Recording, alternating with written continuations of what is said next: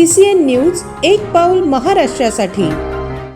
Police प्रशासनाच्या वतीने आज एक अत्यंत महत्त्वपूर्ण कारवाई करण्यात आली आहे। गेल्या कित्येक वर्षांपासून जप्त करून ठेवलेला लाखो रुपयांचा अवैध गुटखा आज अखेर नष्ट करण्यात आलाय। ठाणेदार भूषण गावंडे यांच्या प्रमुख उपस्थितीत आणि मार्गदर्शनाखाली ही विल्हेवाट लावण्यात आली। परिसरात बेकायदेशीरपणे विक्री होत असलेल्या गुटख्यावर पोलिसांनी यापूर्वी विविध धाडी टाकून मोठी कारवाई केली होती।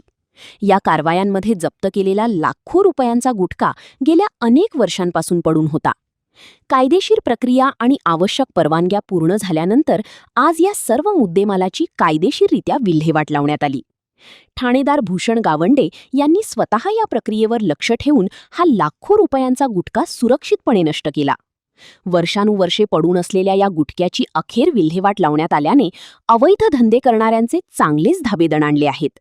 या धडक कारवाईमुळे पोलीस प्रशासनाचे सर्वत्र कौतुक होत आहे। अवैध धंद्यांवर वचक बसवण्यासाठी पोलिसांची ही मोहीम अशीच सुरू राहणार असल्याचे संकेत या कारवाईतून मिळतात।